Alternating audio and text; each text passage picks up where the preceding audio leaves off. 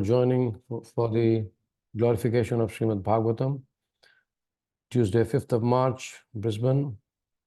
We are discussing Canto 1, the creation, Chapter 3, Krishna is the source of all incarnations, and verses we're going to start from today is 38.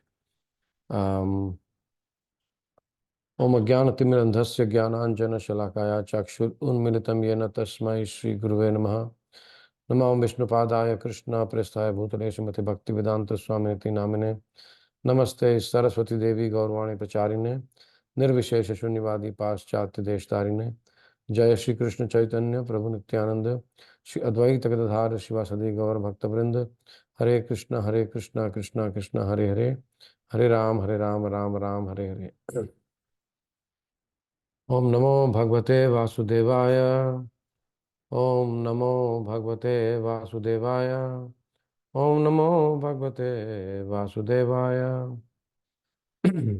So we are glorifying Srimad Bhagavatam, Canto 1, the creation, Chapter 3, Krishna is the source of all incarnations, and verse number 38.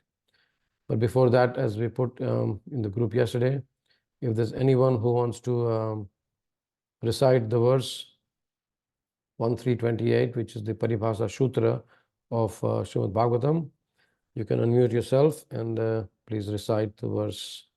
Of course, without looking, if you can. Yes, Prabhu, I can recite. Yes, Mother. Yes, Mother, go ahead. Ete chanshikala punsa Krishnastu Bhagavan Swayam Indrari Vyakulam Lokam Mraniyanti Yuge Yuge. Thank you, Mother. Thank you, Mother. Anyone else who wants to recite, please unmute yourself.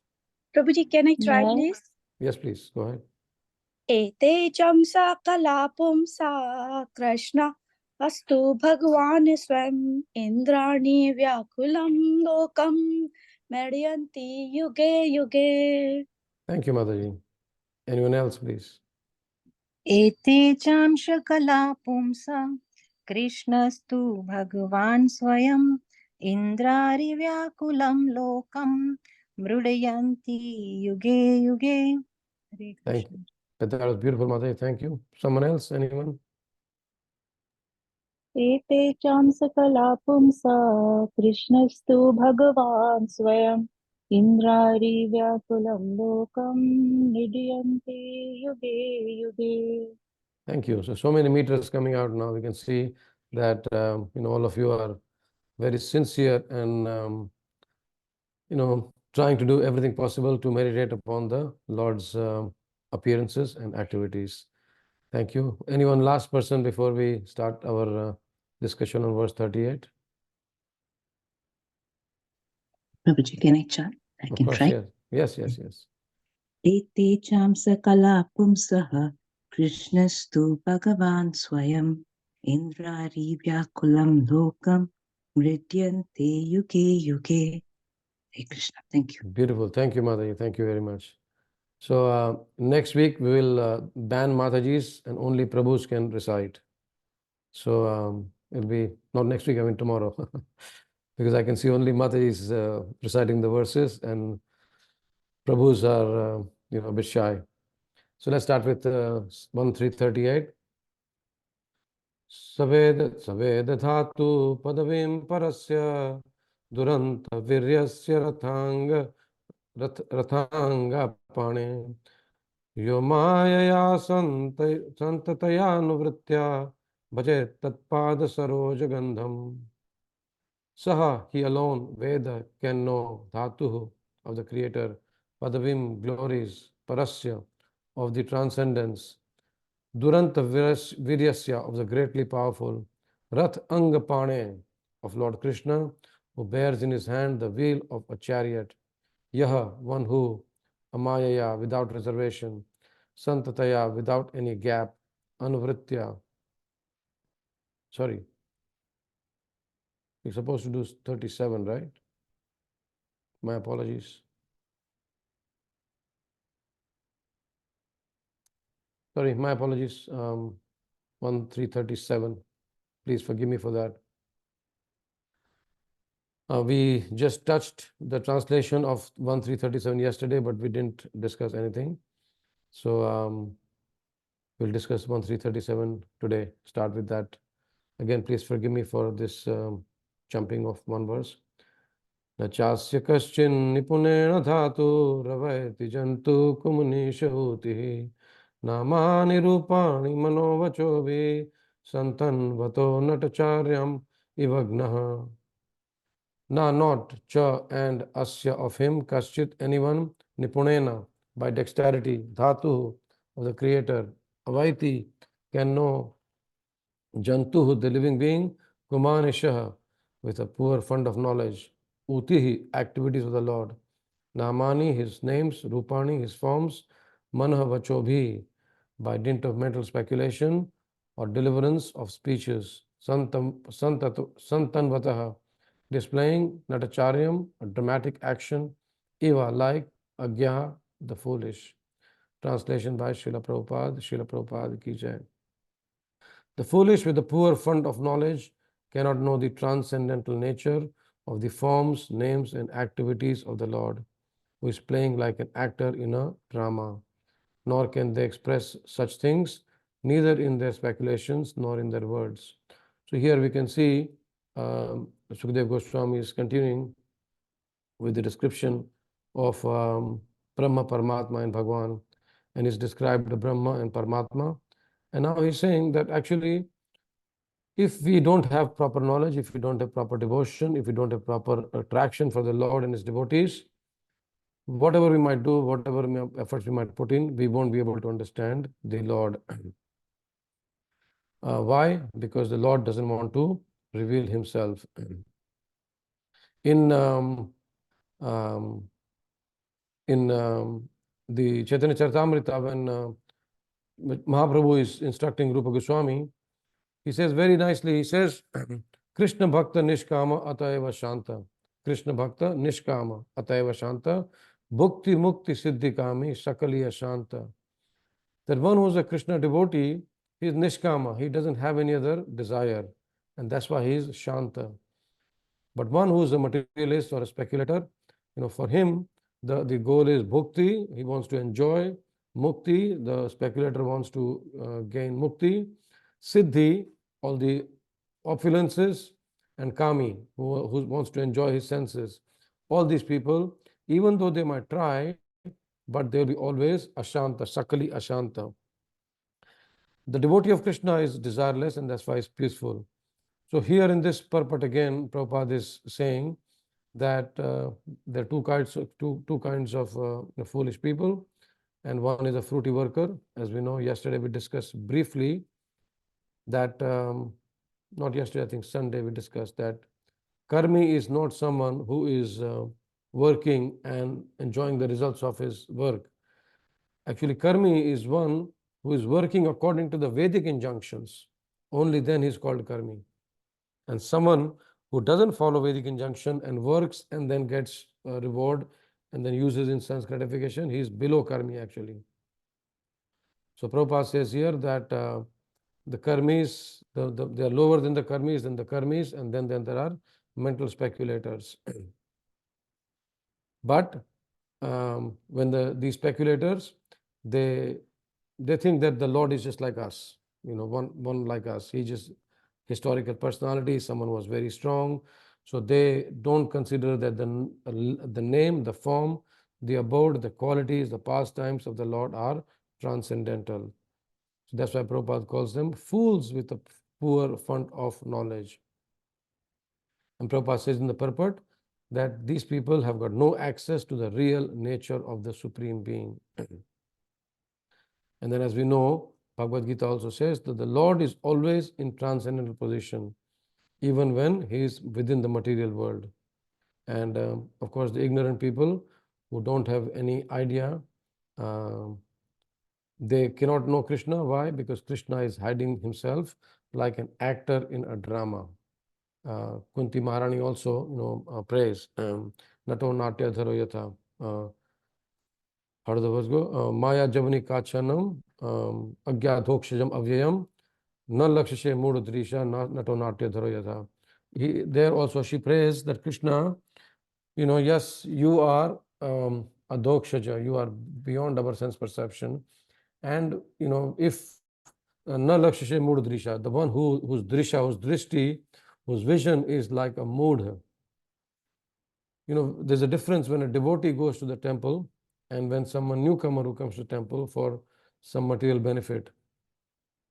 When a devotee goes to the temple and he looks at the Lord with such affection, with such love, you know, that vision is different. As we know, it is said that it is not what you look at matters, it is what you see. It is not what you look at matters, it is what you see. And you know, we know the famous story, it's like a little sarcastic story, where a couple on the other side of the road are looking at another couple with a new car, new Mercedes Benz. And the husband, you know, very carefully opens the door. The wife sits inside the car, and the husband very gently closes the door. And so this wife is saying, see how nicely he's caring for his wife. The husband says, no, actually, how nicely he's caring for the car. He doesn't want to slam his wife to slam the car. So it's not what you look at matters, but what you see matters. So when we look at the deity as a devotee, we can, you know, look at our worshipable Lord. But when a newcomer who comes with a desire to ask something for sense gratification, you know, he will just look at someone who's a source provider. So we'll continue with verse 38. Actually, 37 and 38 go together, these two verses. So when we read the translations, we'll read again. So before that, any questions or comments on 37? Can someone unmute and read the translations together of 37 and 38, please? So we can see that the people who have no fund of knowledge, poor fund of knowledge, who are materialists and speculators, and against them in 38, this Bhagavatam describes the who can see the Lord? Only a pure devotee. So can someone unmute and read the translation of 37 and 38, please?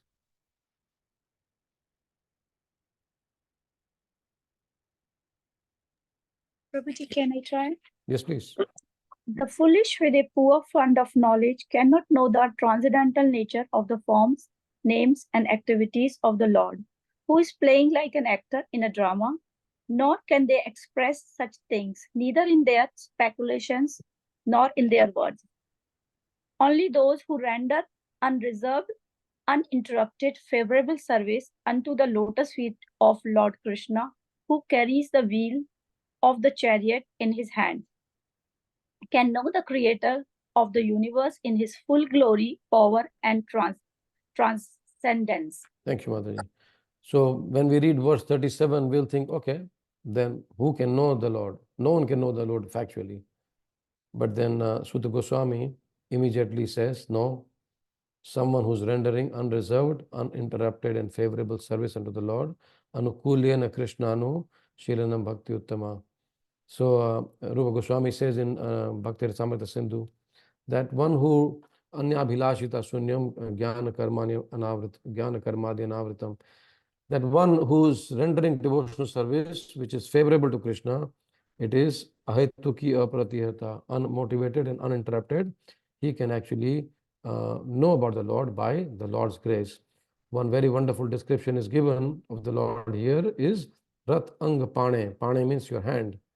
Pane means, you know, Saraswati, Mother Saraswati is called Veena Pani, one who holds Veena in her hands. Here Krishna is called Rathanga Pane, Rath Anga Pane. You know, the pastime where Krishna, when Bhishma Pitamaha was attacking very furiously, very fiercely Arjun, to save Arjun, Krishna broke his promise and he picked up the wheel of the chariot. So that description is very wonderfully given here, that when a devotee does unreserved, uninterrupted and favorable service, then Krishna will break his own promise and help the devotee. This is very similar to 10:14:8 we just read recently. Tatte anukampam susamikshemano. So here we can see the nature of the pure devotees is described here. The pure devotees have nothing to derive as personal profit from their unalloyed service to the Lord. And yes, the qualities of pure devotees, the benefit which they get also are described very much in the Bhāgavatam in many places. And we know Krishna will give everything, but he will not give pure devotional service. But we can still desire for pure devotional service. Pure devotees render, as Prabhupada says here in the purport, incessant service to the Lord spontaneously. Of course, in our case, we are following the path of Vaidhi Bhakti. We are still not at Raganuga Bhakti stage, at the spontaneous devotional service stage. We are following the path of Vaidhi Bhakti, so we are following the rules and regulations of the scriptures. In case of pure devotees, there are many verses given. In the 9th canto, when Sudarshan Dev is chasing Durvasa Muni, and Durvasa Muni takes shelter of the Lord in Vaikuntha, Krishna says there that Aham Bhakta Paradhino Hiya Sattva Aswatantra Iva Dvija Sadhubir Grasta Hridayo Bhaktair Bhakta Janapriya. So he tells Durvasa Muni, says, I cannot save you. You have offended my devotee Ambarish Maharaj, and Aham Bhakta Paradhino, that means I am completely under the control of my devotees. He asatva aswatantra iva dvija, that I am not at all independent. Why? Sadhuvir grist radayo, that my devotees, they have captured me in their hearts. I only sit within the core of their hearts. What about devotees? What about my devotees? Devotees of the devotees of my devotees. Bhaktair bhakta janah priya. So Krishna says that forget about my devotees, even devotees of my devotees, I am dependent on them, and they are as dear to me as anything else, as my life and soul. And then he says, for these devotees, for these saintly people, I am the only destination. And because of that, I personally also do not desire to enjoy my happiness and my opulences without these devotees. Even Krishna, he says, in this 38th verse, Krishna says, yes, they can know me in full. So when you are sharing something with someone else, you can know their glories. So on one hand, we know that no one can know Krishna's glories. Even Krishna doesn't know his own glories. Ananta Shesh is describing his glories with thousands of mouths for billions and billions of ages. But even then, he has not come to the end of Krishna's glories. But Krishna says, my pure devotees actually know my glory in full. Again, in the same continuation, Vishnu is telling Durvasa Muni, Sadhavo hridayam mahyam, sadhunam hridayam tu aham, mad anyat jana jananti, naham tebhyo managapi. He says, the pure devotee is always within the core of my heart, and I am always in the heart of the pure devotee. My devotees do not know anything else but me, and I do not know anyone else but them. So this is the power of devotion. We can understand even Sukadeva Goswami, before he became the pure devotee, he was sort of a monist.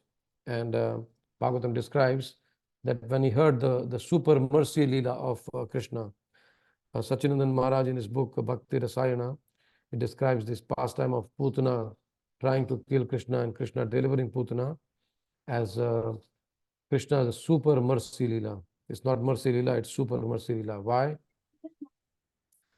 Because someone who comes to kill you, you give them the position, a very high position of your mother in the spiritual world. Just imagine that.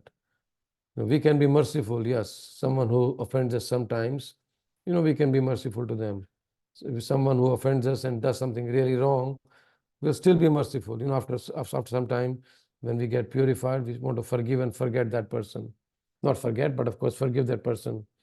But Krishna, just imagine in Putana Leela, Krishna is not only, like just being affectionate to her, being compassionate to her, but giving her the position of the spiritual mother or the nurse in the spiritual world. So when Sukadeva Goswami heard this verse, he was leaving his house, and then Vyasdeva was running after him, and then this verse is spoken.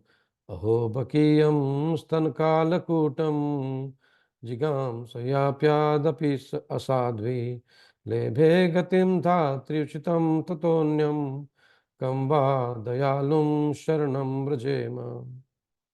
Aho bakiyam stankalakutam. The Baki means sister of Baka, the demon Putana. Why did she come to Krishna? Stanakala Kutam. She put that deadly poison on her stana, on her breast, and then she came out of envy to kill Krishna. She came as Asadvi. Asadvi means a person dressed as sadhu but not a sadhu, unfaithful, like how Indra does in the case of the fire sacrifice of Prithu Maharaj. So Putana comes here in the dress of a mother, a very beautiful woman. That's why when she came, as we know, none of the Brajvasis had any doubts on Putana. And what happened then? Lebhe gatim. What was her gati? Dhatri. Dhatri means she is a mother. Dhatri uchitam. Just uchitam means suitable. Just suitable for the nurse. And if someone, so Sukadeva Goswami is hearing this verse about Krishna, that if someone who can award the highest destination of being a mother in the spiritual world, to who? To someone who's come to kill you.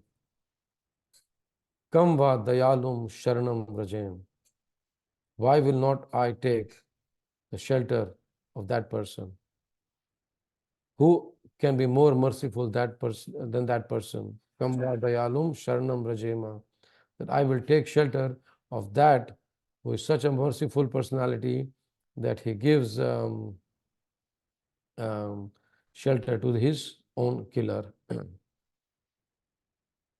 And then Prabhupada in this verse, the purport of 1338, Prabhupada says, as stated in Bhagavad Gita, the Lord himself guides the pure devotees toward the path of realization due to their constant engagement in the loving service of the Lord in spontaneous affection.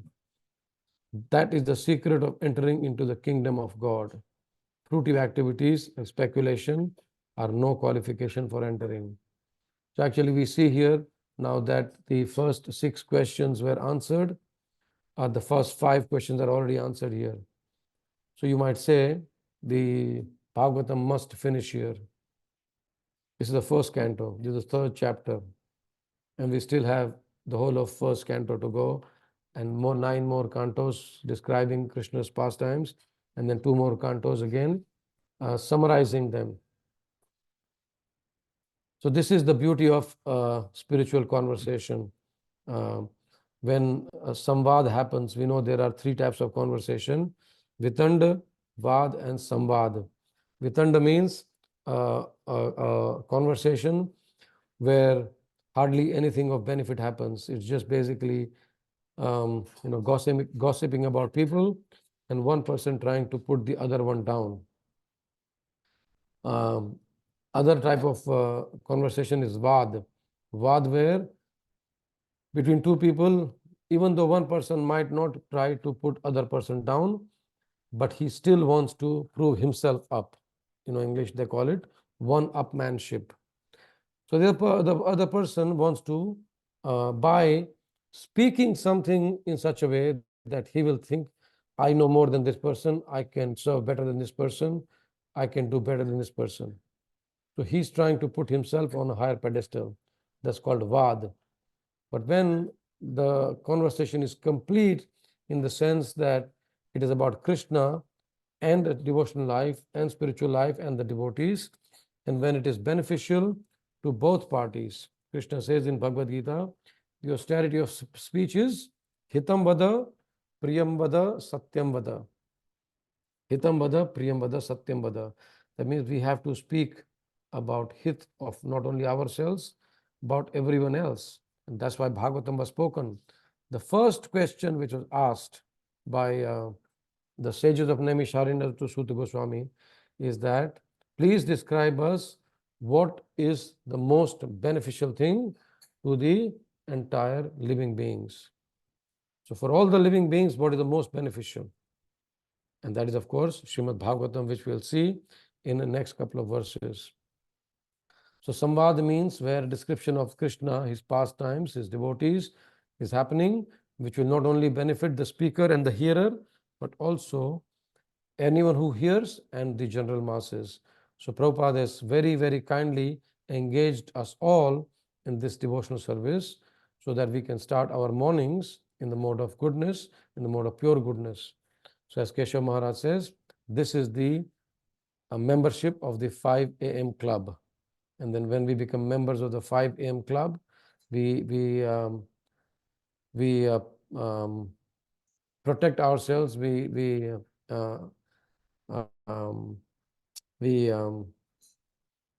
empower ourselves with the shield of bhakti, then we can face the 9 a.m. reality. So let's become devotees rather than becoming mental speculators or karmis. And then 39th verse and the 40th verse, Suta Goswami describes why he actually glorifies the question and the person who has asked the question. So verse 39, he says, only by making such inquiries in this world can one be successful and perfectly cognizant. So what was the inquiry? The inquiry was that, please speak to us about the ultimate benefit, not intermediate benefit, not something which will give me just temporary benefit or something minor. So there's no ultimate benefit. So when this question is asked, it says, only by making such inquiries in this world can one be successful and perfectly cognizant. This word cognizant is very important.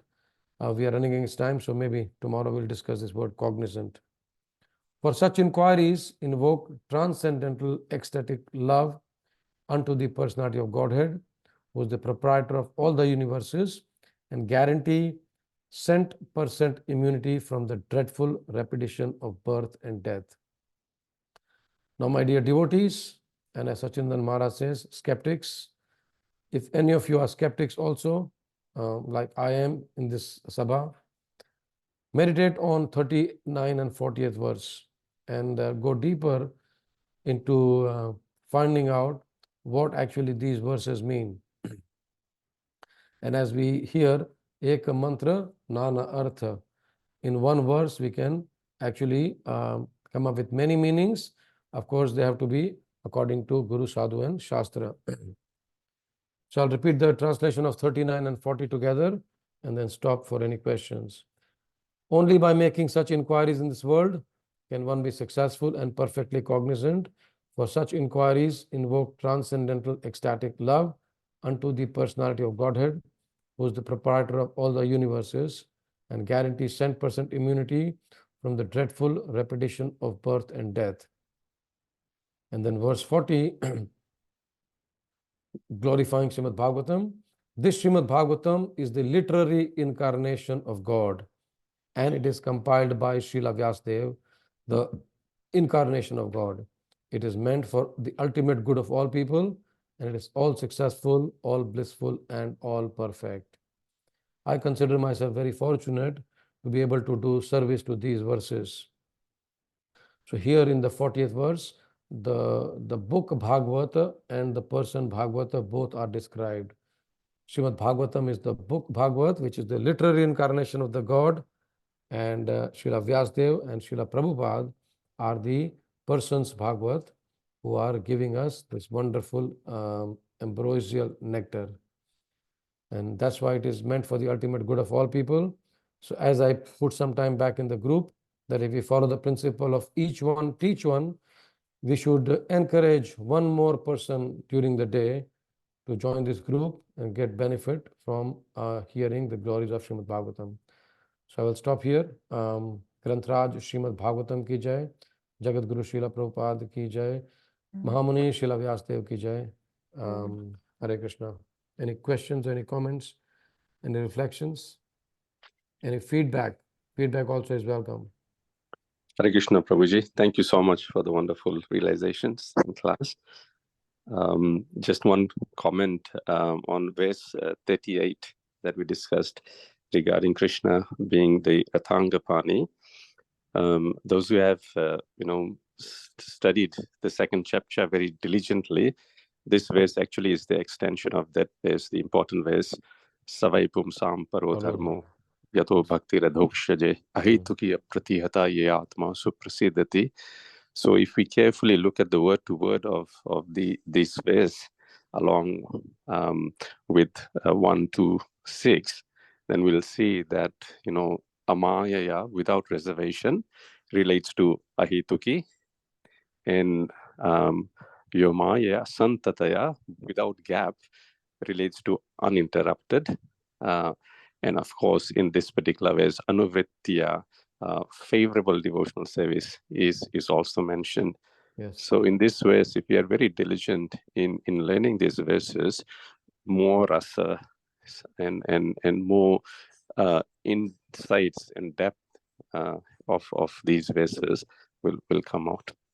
Thank you so much, Prabhuji. Thank you, Prabhu. Thank you. Yes, that is very wonderful that we can relate these verses, with what we've already studied, and sometimes we can also speak about what's going to come. Anyone else? Any questions or comments?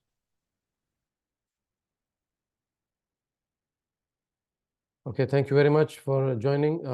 You have a wonderful Krishna conscious day, and Krishna willing, we'll see you tomorrow at 6:30 in the morning. Hare Krishna. Hare Krishna, Prabhu. Thank you. Hare Krishna. Oh, thank you. Hare Krishna, Prabhu. Thank you, Prabhu. Hare Krishna, Prabhu. Thank you.